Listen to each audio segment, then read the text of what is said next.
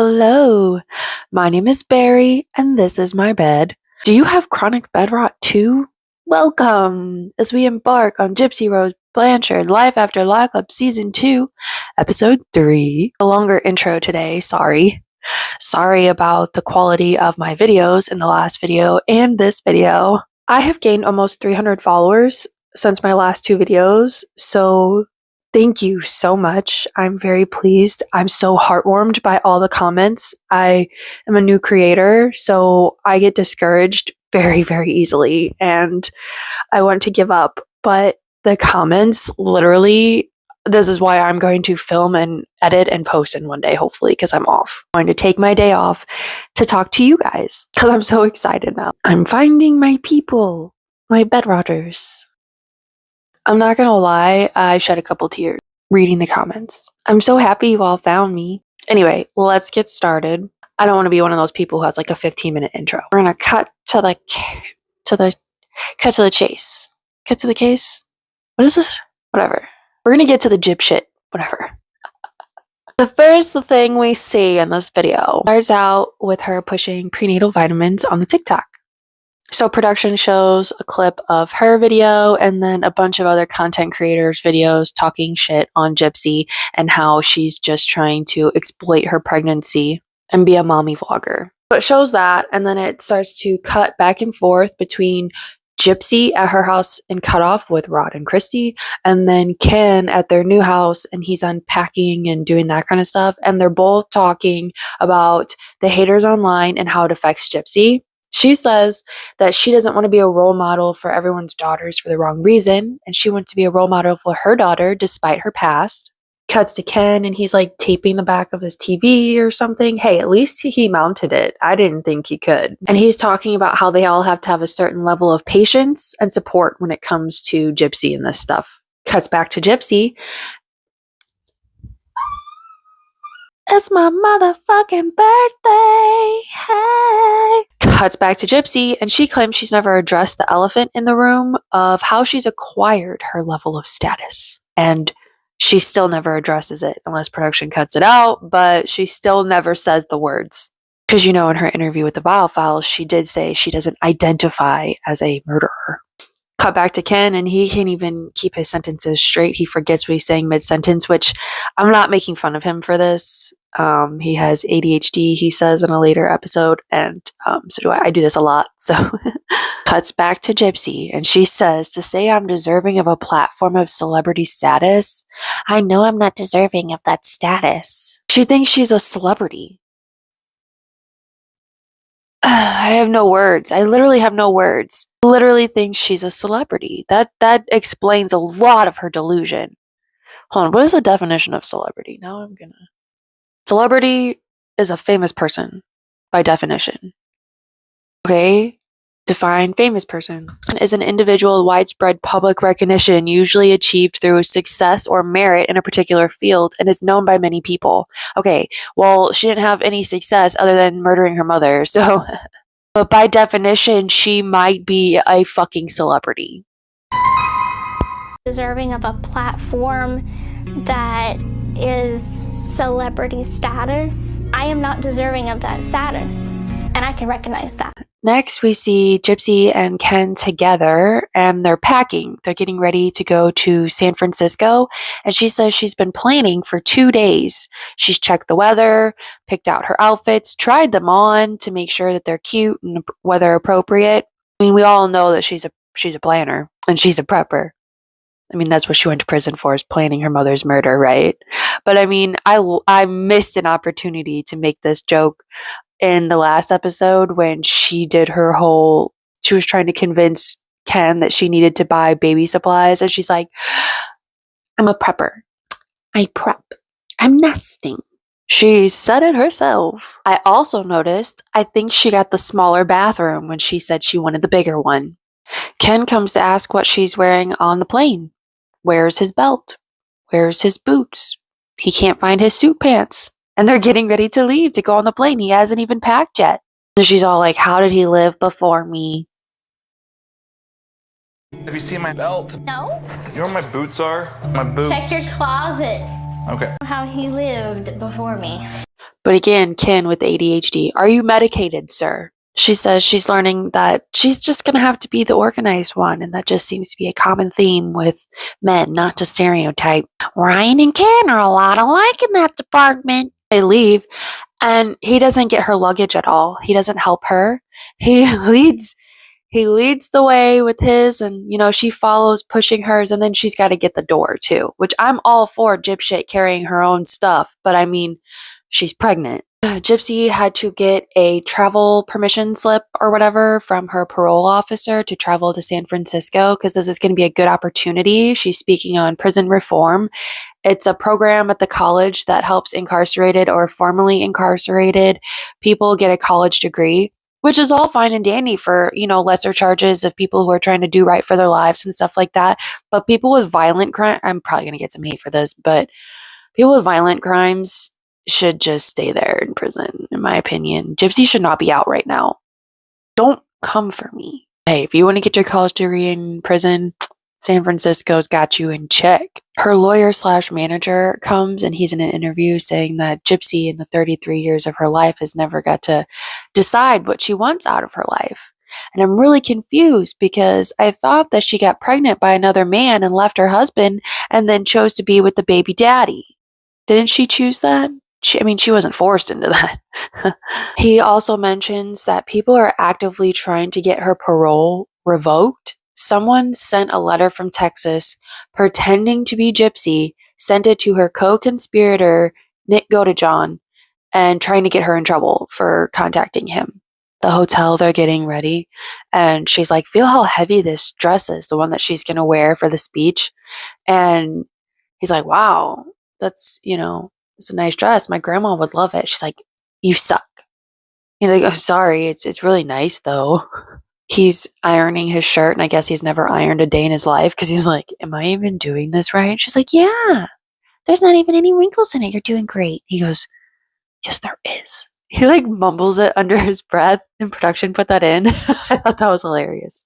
Most times when you're going to be on a podcast or an interview or something like that, they will give you suggested questions that they're going to ask so you're not blindsided by anything. So she was kind of going over those questions. She asked for help with those questions, and I just feel like it was the blind leading the blind. Like they both don't know what they're talking about.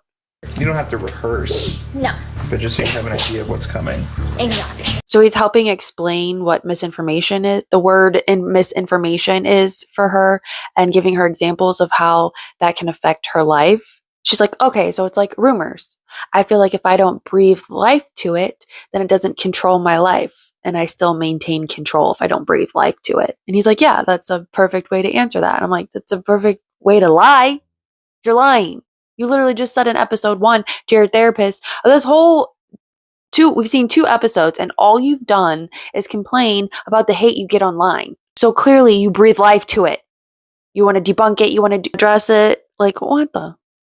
Oh, and I just noticed, she gets hate online for her outfit and her hair at this speech.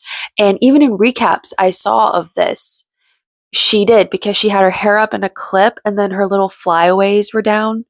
And in this part, she goes over to the mirror to ask, well, how does that affect my life? And she deliberately pulls those flyaways down. So that hairstyle was on purpose. It took me 5 times watching this to notice that that's what she was doing in this moment. So they're on their way to the college for the speech, and they pull in to the location. I guess they're in some sort of parking garage or something. Barry! And she's like, wow, it looks like an underground bunker. Rude. How rude. You come to the school and call it an underground bunker. I don't know. I thought that was rude. And I thought it was funny that it was added in because it was something that she said low to Ken. It wasn't to production or anything. It was just her private conversation to Ken. There is a long walk from the parking garage all the way to the auditorium where the speech is happening. And I feel like production could have cut it down a lot, but they took this time to add in a lot of voiceovers and interviews with students or Mike, her lawyer/manager. One of the girls who's interviewed says that she wants to see Gypsy for who she is versus the things that she's seen online. So it's kind of stuff like that. In a voiceover, she talks about how the better she does, the more hate and criticism she gets online. People just want to see her fail. And I'm like, that's not it. The more fame and money you get for what you did to your mom pisses people off and they want to see you fail. What success do you have other than exploiting your crime? The lady that's leading them on this walk is like so far ahead of them because Gypsy walks so slow. She's just waddling about, which no hate, she's pregnant, you know. But this lady just left them in the dust. She's like, I'm not waiting for this bitch. They finally walk past some students, like in a part where they're like waiting in line, I guess, to get into the auditorium. And they're like, oh, she's so cute. And they said it in this way that was like they weren't expecting her to be so tiny. I'm just speculating. So they interview another student, and this girl says that out of all the things that have come out about Gypsy, this generation just honestly wants to know the truth, and they want to know the truth from Gypsy. I mean, no matter the generation, we all want the goddamn truth, okay? Gypsy says she's a widely known person, but she's still shy. The f- you are. You're not shy. You told everybody that Ryan's D was fire and then showed us all your lingerie. That's a little too much. Like, she went from being extremely open and sexual season 1 to now this shy, demure, I hate the media person. You just don't like all the attention. As she's finally done walking to the auditorium, the last thing in a voiceover she says before she's brought in is that she was told before she gets out of prison that she was going to do great things. And she's like, whoa, that's a lot of pressure. Saying that this speech is a great thing. I mean, yeah, it's cool and all, but you're not starting a bill or something. It's a speech at a college. It's an interview. It's my great pleasure and honor to introduce Miss Gypsy Rose Blanchard Anderson. The woman who introduces her says that it's a great pleasure and honor to introduce. And I'm like, girl, slow your roll on the gypsy hole, okay? Because ain't no pleasure and honor to be introducing a murderer. Come on now. Especially Gypsy Rose Blanchard Anderson. She added on Anderson. And I'm telling you, the way she said it, I don't know if I'm just like picking up on these. I don't know if I'm just picking up on tones of voice that aren't there, but I don't think this woman watched season 1. I don't think she's in the Gypsy lore. I just think, because even on the plastered note they had for when you're walking in to see her, it says Gypsy Rose Blanchard.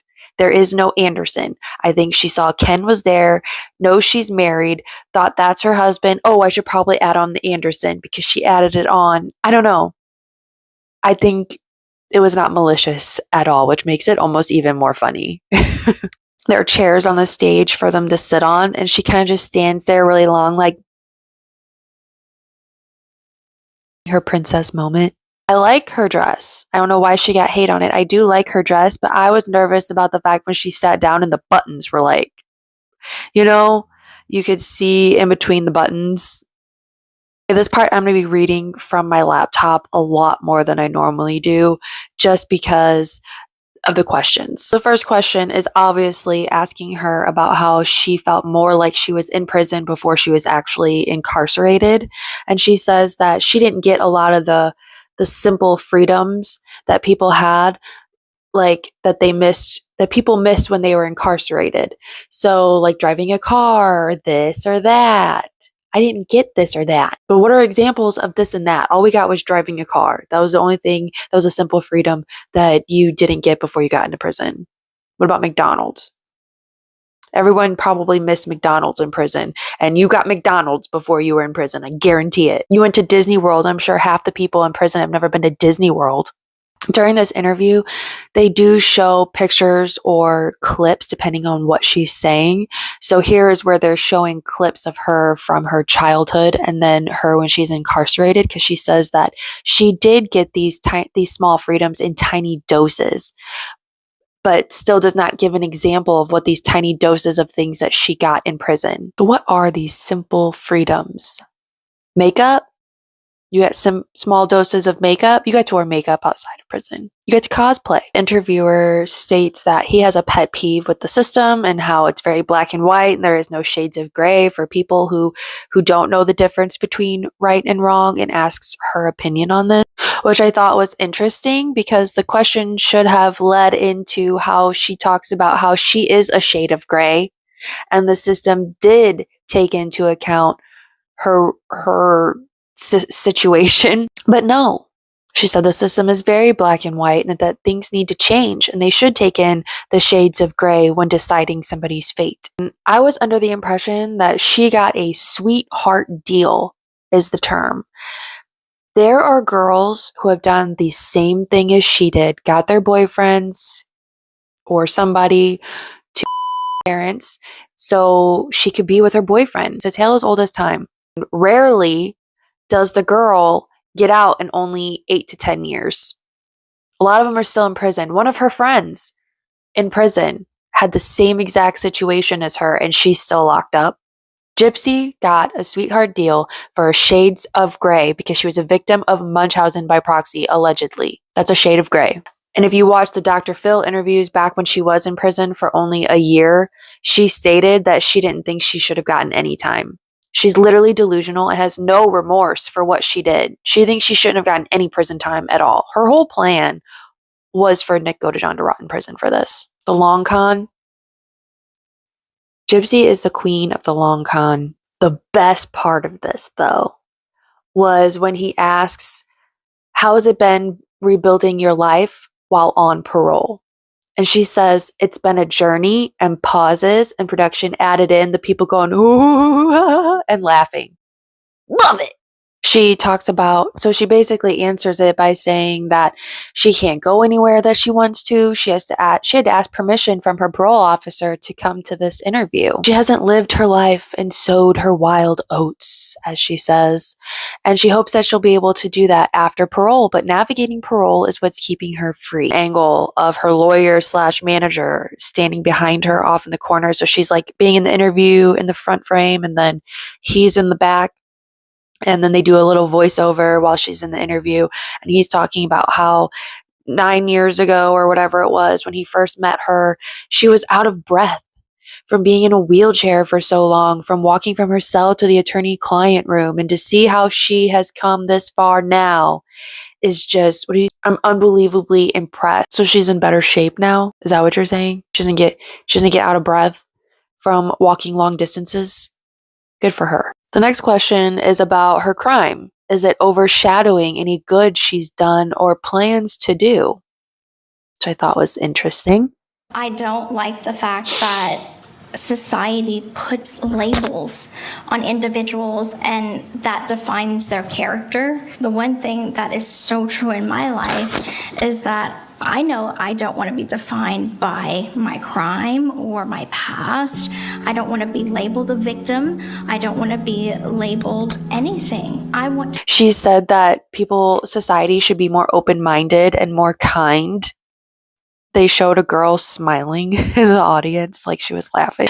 Yeah, and he says, yeah, so for any of those haters out there, it's just Gypsy, damn it.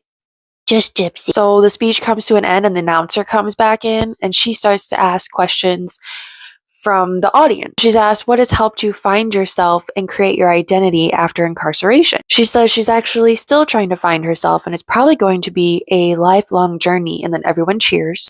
And she asked Gypsy if she has any questions for them. And she's like, yeah, so where do I apply? And everyone starts cheering. And the lady's like, well, if you want to be a gator, we've got more questions for you. And the interviewer guy's like, yeah, just go down to the office right down there. Like, I feel like they're serious. And Gypsy was literally joking. This woman never plans to go to college. That was she was trying to be funny. Side note, I thought that was kind of funny how the school she goes to, their school mascot is the Gators. And she's from Louisiana, like Gators in the bayou. So the students all come up to the stage and she gets to like sign autographs, take pictures with them, stuff like that from like on top of the stage. They're like, do the heart sign. Do our sorority hand symbol. We fight hunger. Which I'm not making fun of that. That's like really cool and all. It's just so Valley Girl, which is so California. I thought it was fun. Fight hunger. It felt like an animal on display at the zoo. is kind of the vibes I got from it. I don't know how she doesn't feel that way. She seemed to enjoy it though. I swear I heard somebody say, "I farted!" Gypsy, gypsy, gypsy. Interview the students again, and this one guy had a very well scripted response. I think it's super important that there's a face for all communities, he says. And I think with her being able to tell her story, rise from the ashes, redefine herself as giving others hope. 3 girls, and they're being interviewed. One says it's inspiring she can create this new life for herself. I don't think she should have gone through what she had to go through as a kid. She's gonna have haters, and they just don't know what she went through, and telling her story is what it's all about. And I'm sorry, but her haters are the ones that know that what she went through. They just don't fucking believe it. They enter backstage, and they're all acting like she just sang the national anthem for the Super Bowl or something, like it was a big deal. Oh, you did amazing. How do you feel? You did truly, truly so good. Wow, that was a lot of people. I need some water. Production asked Ken a question. He was like, it was just truly amazing to see all the love in the room. And Gypsy's on the side, like, her name, cheering her every sentence. It just felt like the real world. Cheering her every sentence at the end, mainly because it was almost over. They didn't do that at the beginning of the interview. It was just the end. So I think it had nothing to do with what she was saying. Oh my God. Today is not fun. Production asked her how she feels when they cheer for her, when she says something genuine from her heart. And she's like, maybe I said something right. Maybe I'm doing something good. And then it cuts to all the backlash she got online for her interview that day and talking shit on her. The next day, Gypsy's day is ruined from all the hate she got online. People who were even at the event, like doing the zoo stuff to her, like treating her like she's some animal on display, those videos were then online talking shit about her. She's confused by all the hate she got because she thought that she was doing something good. And she just literally doesn't understand that it's never going to end. Like, she really doesn't. I don't think she gets it. She thinks that people are just going to flip and change their mind about her because she did a speech at a college. Why are we not? We're not getting it, apparently. We're not getting it that she's a changed person. Going on a boat. She got dressed. She comes out in this white dress, and he's like, wow, I've never seen how pregnant you are because you're always in tight shirts. Like, now he gets to see it. And so this said a couple things to me when he said this, okay? First, she wears a lot of tight clothes. She must be very uncomfortable during this pregnancy. I don't know why you would do that to yourself, Gypsy. You're an insane person. 2, they aren't doing the hanky-panky. If he's never seen how big she's gotten, how long has it been, guys? They're leaving the hotel. They're walking down the hall. And he's like, it's so hard to not walk in front of you. She's like, I know everybody's talking about it. Like, you know, talking about the fact that she's pregnant, so she waddles and walks really slow. That's what they're talking about. And he just goes, oh, let him talk. And she scoffs, like laughs, because that's not what she's talking about. She's not talking about people. Nobody's talking shit on how he walks in front of her, because until now, I mean, once season 2 came out and we watched, you guys, because that's what he does. I've seen clips on TikTok about him always walking in front of her. I don't think he was getting what she was saying at all. Just talking about, like Rod, Christy, Mia, they probably all talk about how it's so hard because she walks so slow. On the boat, have some wine glasses, and he goes, cheers to LA. Like he's in a really good mood. She says, she makes a face. She makes a face when he says that. And she goes, cheers to my grape juice, because she's so upset that she's not drinking alcohol right now. Some rowers that go by the boat, and they wave, and she's like, oh, great, people, lovely, yeah, hi. And he goes, did they say your name? I don't know. Let's go in the cabin. Because they're so upset that people are waving at them.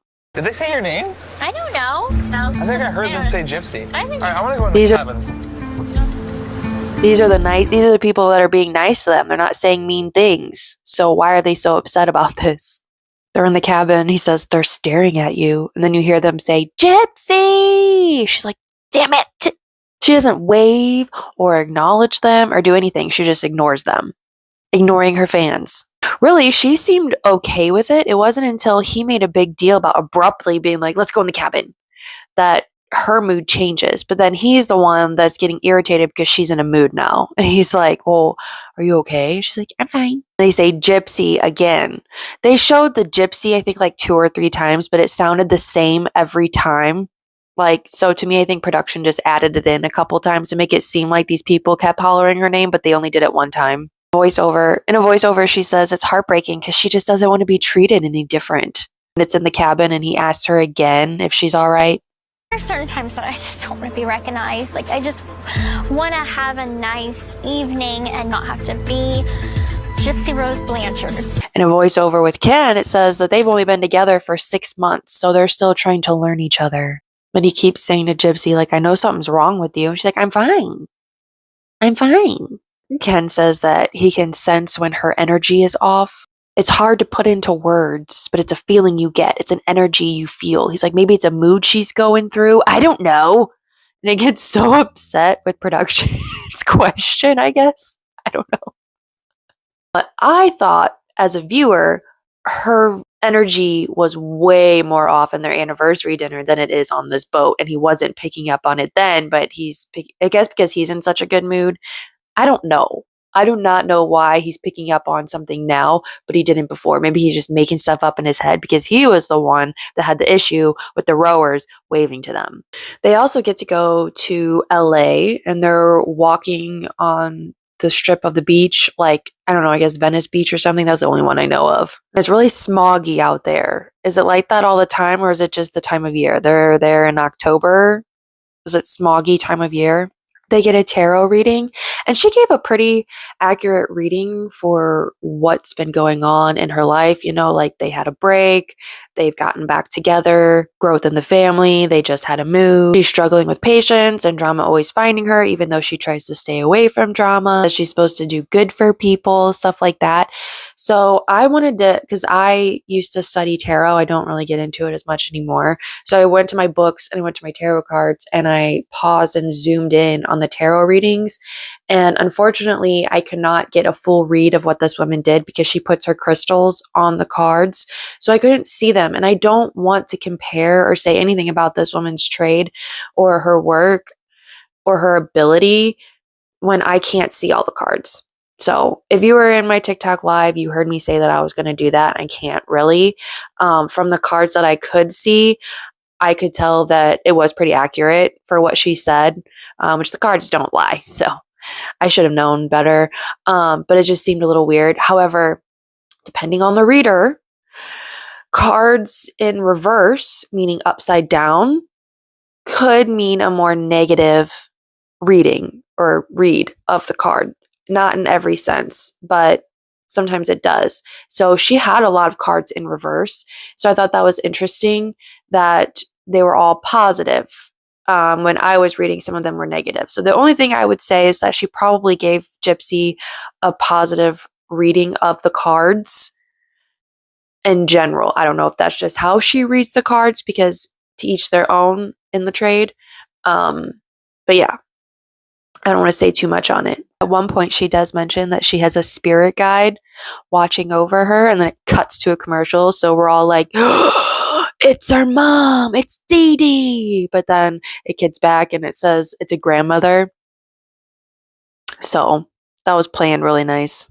Girl, do you know who Gypsy Rose Blanchard is? She has to know. She's a psychic, right? In the interview after her reading, she says that she's a skeptic, and she was nervous she was going to get a bad reading once the breakup was, the separation. She did say the word separation. Once the separation was brought up. But it was a pretty positive reading, so it makes me less of a skeptic now.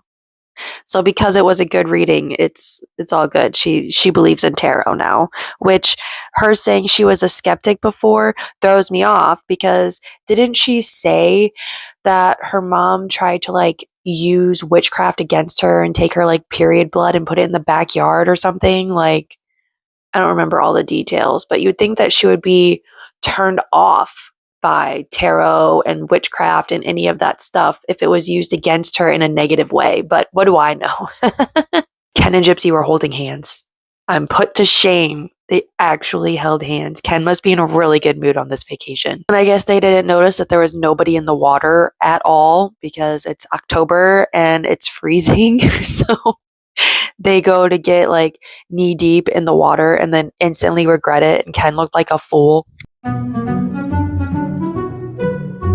Next, we see Mia and Gypsy, and they went out for pizza. And I noticed that the restaurant was empty.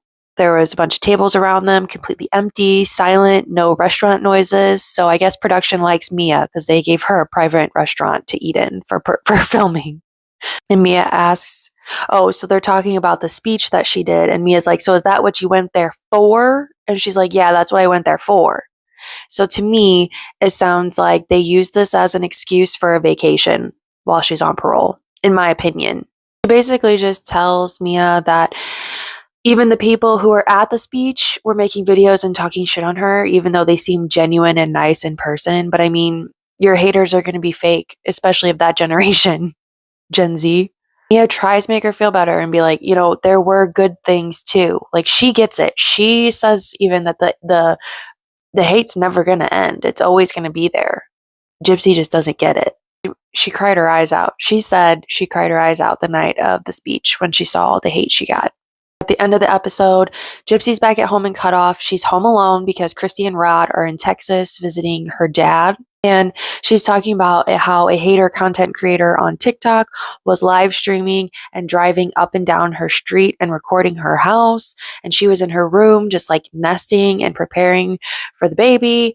And so she's all freaked out. And the whole time she keeps looking out the window like it's happening right now. Like she could just be driving up any minute. Like just acting a little too hard, dipshit. And she had no idea that this woman was even out there until somebody texted her to tell her what was going on. I had called Ken and I let him know that a friend of mine let me know that one of the hater content creators that's on TikTok was driving up and down my street on a live stream. And she was showing the house, hoping that me, Ken, Christy, Dad would come out and she would see us or whatever. And that just made me very uncomfortable. Like, I was not. She says she doesn't know how to protect. She doesn't have any way of protecting herself because she doesn't know martial arts. And I thought that was an interesting way to say things because she brings it up again in another episode about this situation where they say she can't defend herself and you think it's because she's pregnant, but then, you know, I just get the feeling that it's because she can't have a gun. And she says, I don't know martial arts. No, it's because you can't have a gun. That's what you want to say. Ken calls and asks if she wants him to come get her. Asks if she feels safe, and she says she didn't sleep at all last night. He's like, oh, okay. And then says that their plan is that he's going to go and pick her up at 4 and is unpacking and talking to production. He works himself up talking about how she's home alone and the house is on the internet. Everyone knows where she is. She's 6 months pregnant. She can't defend herself, blah, blah, blah. So he calls her up and asks, can I just come get you now? Because she doesn't want to make a police report. She just wants to set the alarm. So I guess maybe that's why he's freaking out. And I'm like alone. I don't know like martial arts or anything to like protect myself, so I'm completely defenseless. The episode ends with her saying that she's just trying to live her life. Just leave her alone. She doesn't bother anybody, so don't bother her. And I love how her shirt said positive mind, vibes, and life. Thank you to all you new bedrotters. I just have one message for you. Yeah, I know there's pain, but you hold on for one more day. And you break free and break from the chains. Someday somebody's gonna turn around and make you want to say goodbye. Until then, baby, are you gonna let them hold you down and make you cry? Don't you know things will change? Things will go your way if you hold on for one more day.